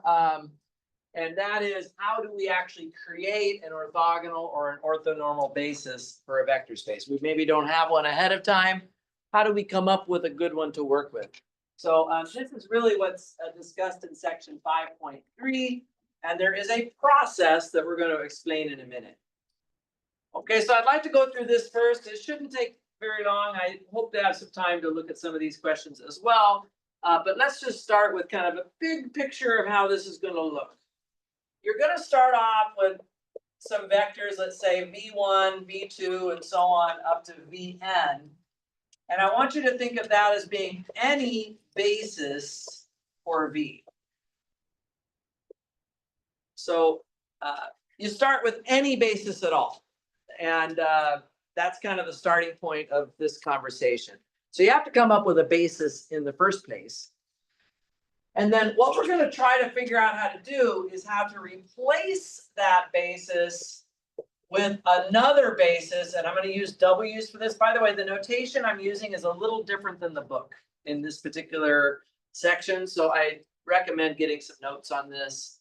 But the idea here is I'm hoping that these W's, W1 through Wn, would actually be an orthogonal basis for V. Okay. And maybe that's all you want. So if having an orthogonal basis is good enough, you would just take your basis and orthogonalize it, and that would be it. I'm going to explain how to do that in a minute. But maybe you actually want to go a step further, and you actually want to make these all into unit vectors. So you want to normalize the vectors as well. So that would be u1, u2, all the way up to un.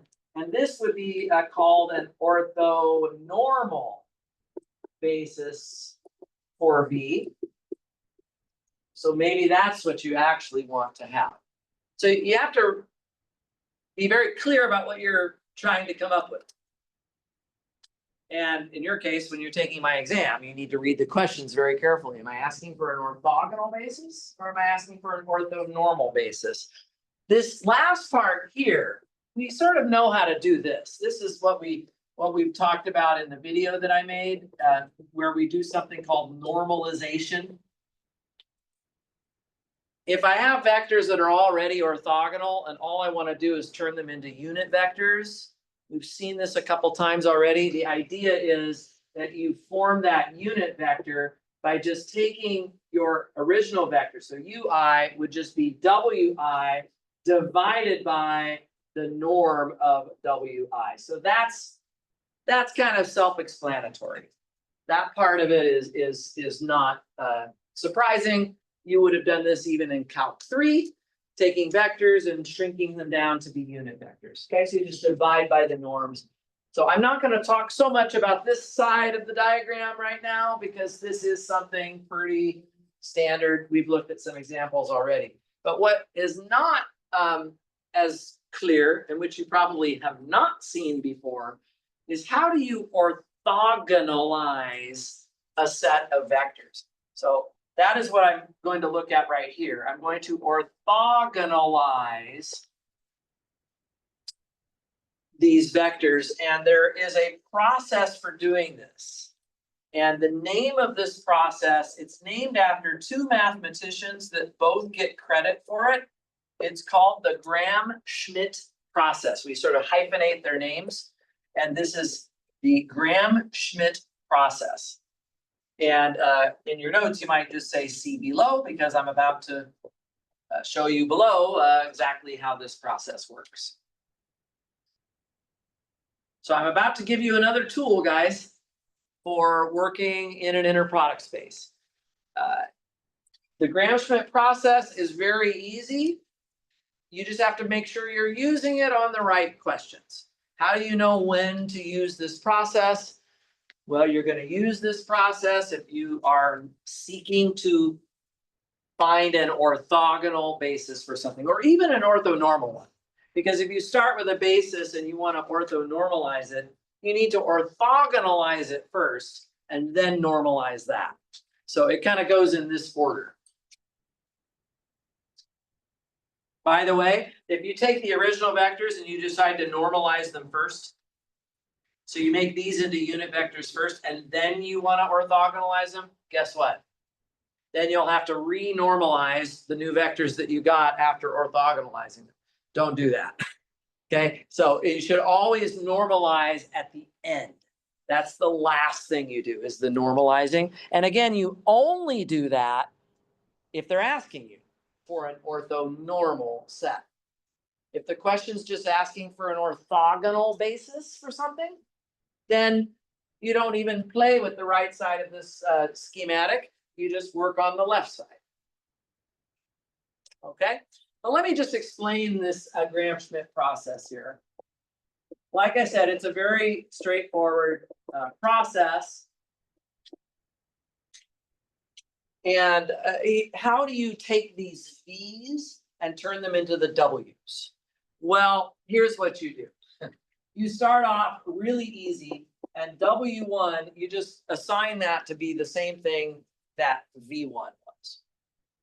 So you don't even have to turn on your brain yet. You just take whatever the first vector was in your original list, and that becomes your W1, okay? For W2, you have to orthogonalize it. So leave yourself a little bit of space here, because I'm going to draw a picture over here on this side. I'm going to imagine that I've got maybe V1 is here and V2 is here. I want to give you a visual for this. What you're going to do, of course, you're going to, actually, I think I'm going to change this. I'm sorry.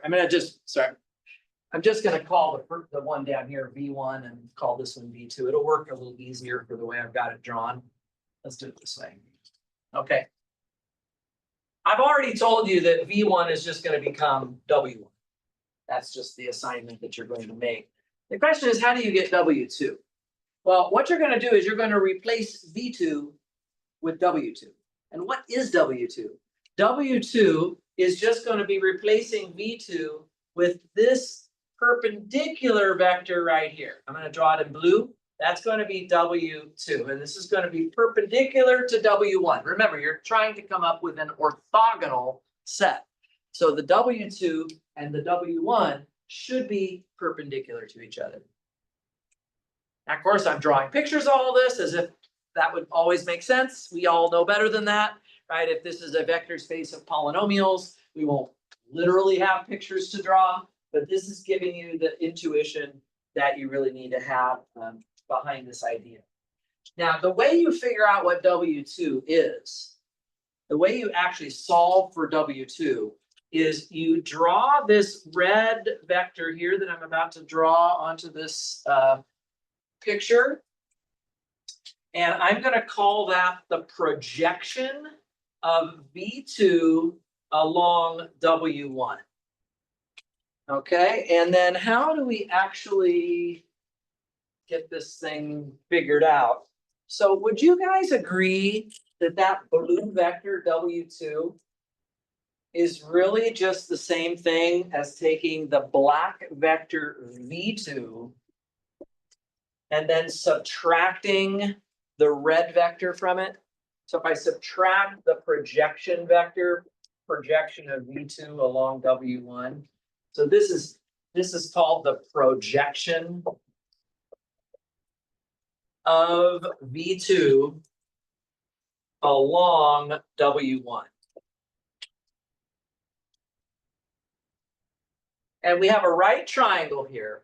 And my point, guys, is just that red plus blue equals black, right? So if you solve for the blue vector, it's just the black one minus the red one. So we take V2, which is like the hypotenuse of this triangle, and we literally just subtract the red vector, and that leaves us with the blue vector.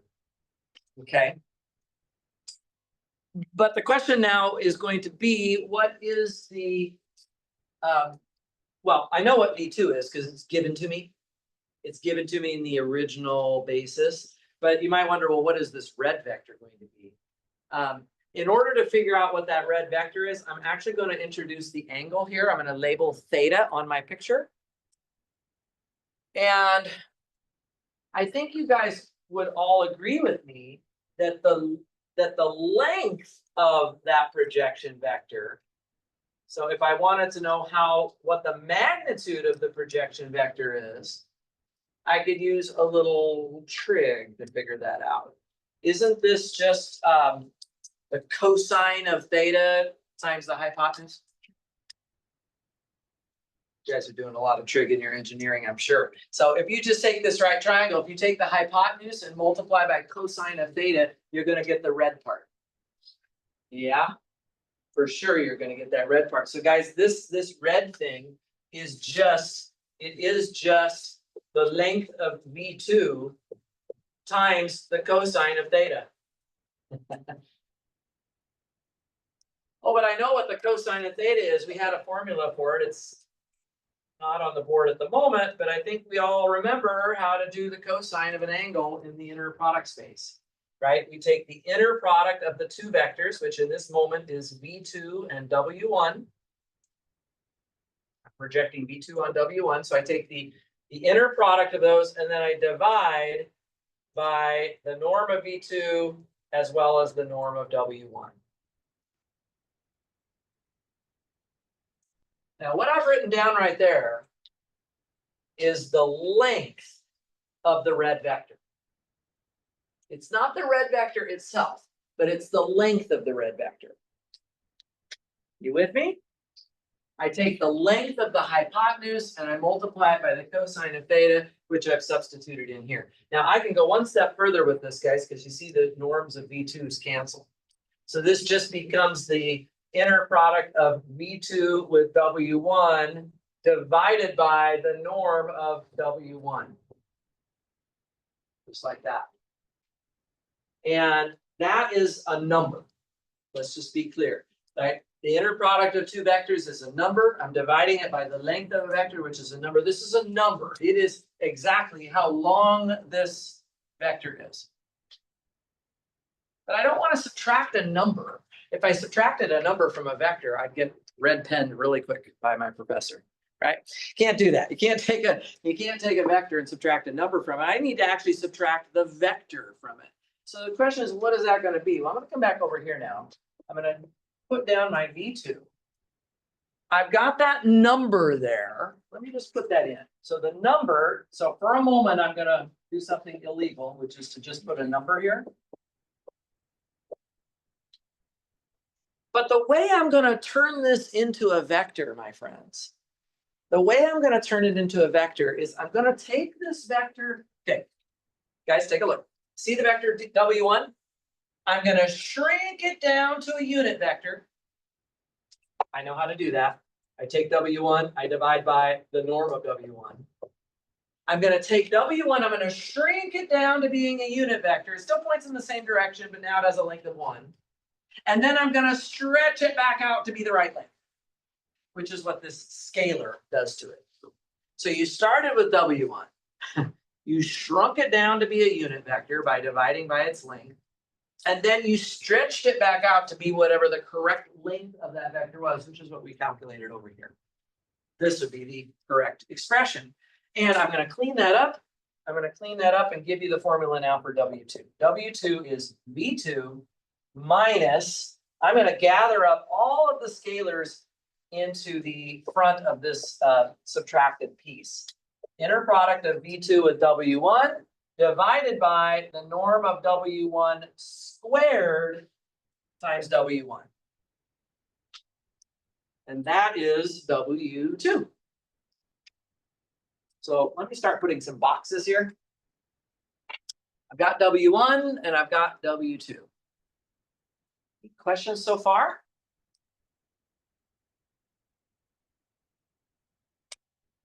Well, next comes W3.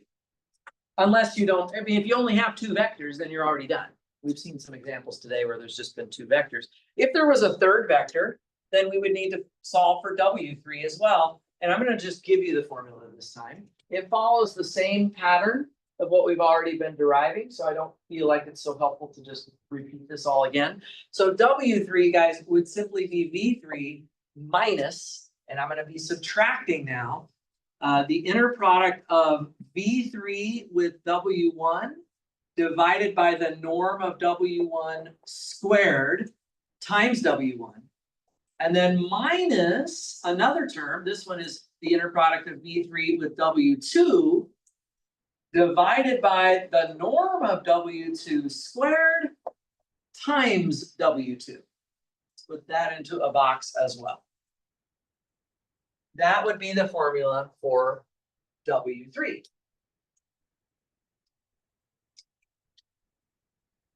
So I've got W1, W2, and W3 on the board.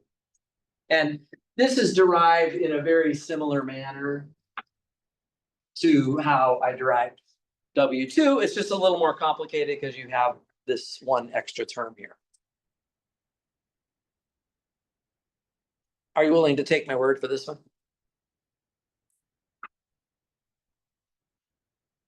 So let me just tell you that if you can do this Gram-Schmidt process on 3 vectors, which is what I've discussed up till now, I'm pretty confident you could do it for more than 3 vectors. There is a formula for W4 and for W5 and so on. But I'm going to make a promise to you guys right now, which is I'm never going to give you more than 3 vectors to do this process with. So we will never have to go beyond W1, W2, and W3. There's no point. If I gave you 4 vectors or 5 vectors, it's just going to get tedious. Actually, it's tedious enough as it is. Why is it so tedious, by the way? Well, it's because you're going to have square roots. You do these norms, you always have square roots that show up. It's just kind of it doesn't look so bad, but it can be a little messy. It's not hard. It can be a little messy. So I'm only ever going to ask you to do as many as 3 vectors, either 2 or 3 vectors. The other thing is I am going to give you these formulas on the exam. So you do not need to worry about memorizing them. This is one of those things where there's not a lot of insight in the equations, in my opinion, to be worth having my students try to get all these numbers in the right place. What's the hardest thing about this section is just knowing to use the process. You have to read the question, find an orthogonal basis. Oh, that sounds like what we do to use this Gram-Schmidt process for. So you have to recognize when to use it, but using it isn't too bad. Are there questions so far? I have, I'm in a quandary. I have about 8 minutes left.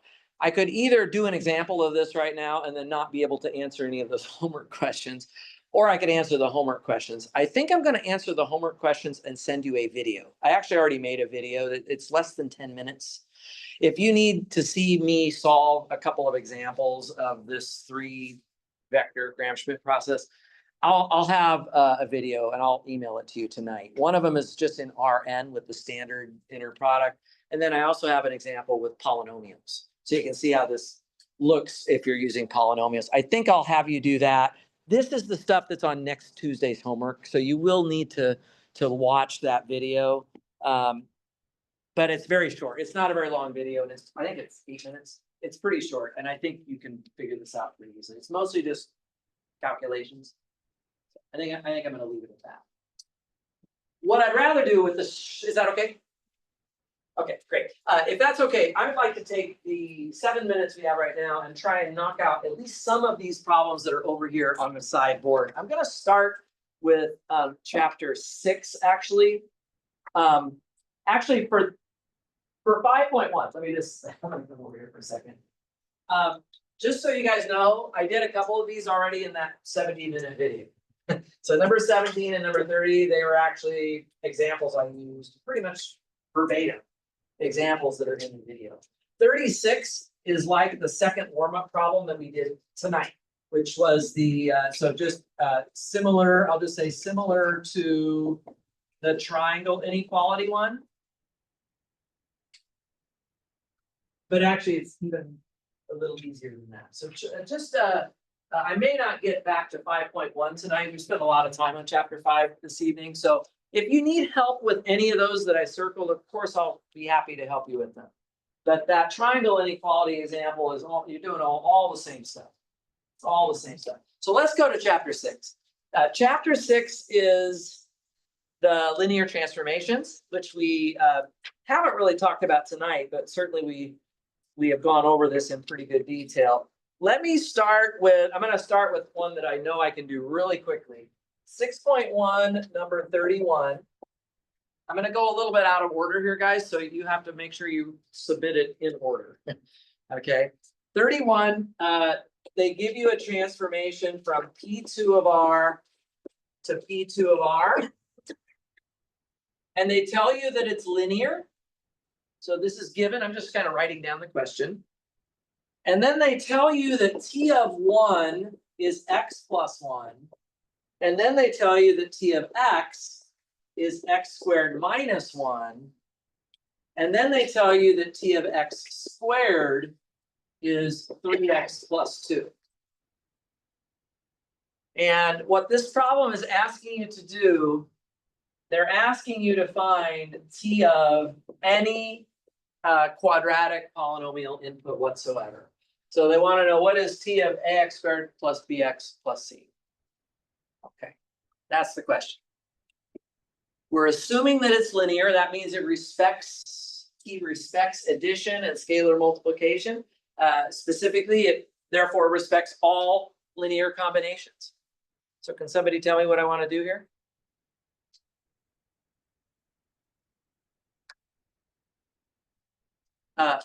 Edgar? Yeah, to be perfectly honest, guys, this would be easier than I would have probably put on the exam. Because this one, when you pull it out, you get exactly the values you want immediately, right? So you just literally pull the A, B, and C out. T respects that expression, right? And then all you have left to do is just put this here, you put this one here, and you put this one here. You're done. So that's all you got to do on 31. It's already kind of set up nicely for you. Now, if you want one that's a little more tricky, or that might be maybe something more like what I would ask next week, 33 would be a good example. 33, which is also up there. 33 is the same exact setup, but this time they gave you T of x squared minus 1 equals x squared plus x minus 3. And then they gave you T of 2x equals 4x. And then they give you T of 3x plus 2 equals, it's actually 2x plus 6. I'll just boil it out and multiply the 2 out. So it's 2x plus 6. And this problem is asking you to do the same thing. This problem is also asking you, what is T of ax squared plus bx plus c? It's basically the same question. It's basically the same question again, but the difference this time is that when you boil this out, when you bust this thing out using the fact that T respects this linear combination. So we do exactly the same thing. The trouble with this one is you don't know immediately what T of x squared is. And you don't know what T of x is, and you don't know what T of 1 is. On the problem 31, those were directly given to you.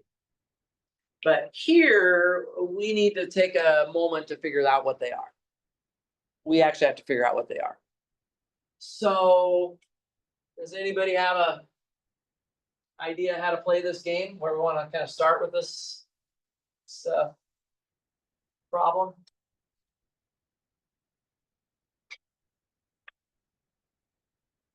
Zach? You can start with the second one, T, 2 of X. Yeah, I kind of like the middle one because it's just a little simpler, right? So what can you do with that? Or you can split it out to the T of 2 and then TX. Be careful. So, by the way, I have a question. Is T of x squared the same thing as T of x quantity squared? Actually, to be perfectly honest with you, this doesn't even make sense. I can't take T of x and multiply it by itself. T of x is a vector. We can't take one vector times another vector. So this actually would not work, and I have seen people try to do that before. And T of 2x is kind of the same deal. I cannot think of it as T of 2 times T of x. That doesn't work. Regular multiplication of vectors is not a part of our vector space structure here. So I agree with you, Zach, about using the middle equation, but in terms of how to simplify it, do we have a better idea, maybe, Edgar? Scalar. The scalar multiplication is okay. So the 2 can just be factored out, right? So this is just 2 times T of x equals 4x. And now you can divide both sides by 2. So cancel this 2 and turns this into a 2. So T of x is just 2x. I'm glad that, I don't know who put this on the board, but this is a good point. I see this mistake quite often. T of x squared is not just T of x quantity squared. Right. Once I know what T of x is, the next step is probably to try to figure out what T of 1 is by using this bottom equation. You see, you have T of 3x plus 2. You can completely bust that apart. That's 3 times T of x plus 2 times T of 1. So again, T respects the linear combination. So I can pull out the 3 and the 2. And I already know that T of x is 2x. So if you don't mind me, sorry, I'm going to scribble a little bit. Maybe we're come back over here to scribble for a minute. Right? So we have 2x plus 6. That's what we're trying to get to. And it's equal to 3 times T of x, which was 2x, plus 2 times T of 1. And using that, I think I can solve it for T of 1. If you just move everything to the left side here, subtract this 6x over. If I just subtract the 6x over, I'll have 2 times T of 1 equals -4 plus 6, -4x plus 6. And then I just have to divide by 2 to solve for T of 1. So T of 1 is going to be -2x plus 3.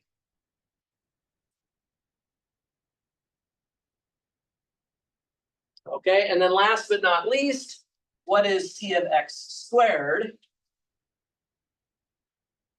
Well, the thing is, guys, they told us what T of x squared minus 1 is. So you can bust that apart. This is T of x squared minus T of 1. And T of 1, we already figured it out, right? So we can just put that in here. This is T of x squared minus -2x plus 3. And this was given here. This was what? X squared plus x minus 3. So you should be able to solve that for t of x squared now. That make a little bit of sense? And I will let you take it from there. Give me just 1 second to say a quick thing about, I know I'm out of time, but I just want to say a quick thing about number 3. Number 3, there's a lot of notation on number 3 that is a little intimidating, but this problem is actually not intended to be quite that weird. So just really quick hint on number 3. I'm not going to do the whole thing because I don't have time, but just giving you a hint here. This is the problem. This transformation is given, and they're going to say to you guys, show t is linear.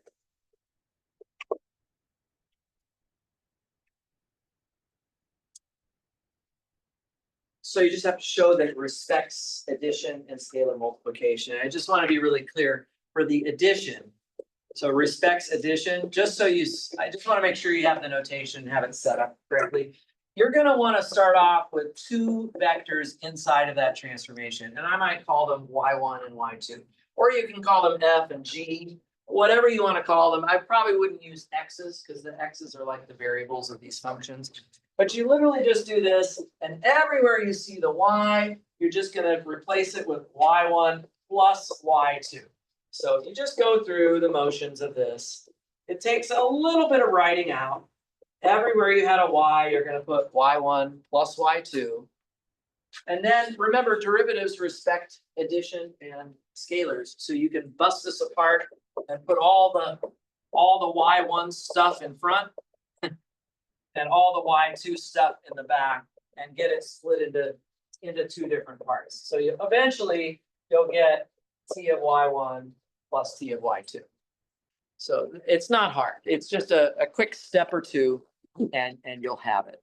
Is that enough of a hint to maybe let you finish it? Take a picture if you want to. See if you can write it up now, but that gives you a good outline. Well, I didn't quite finish everything, but I at least got quite a little bit of headway on the homework list there. Guys, have a great evening. Thanks for your time, and I will see you next week, if not in my office hours before that.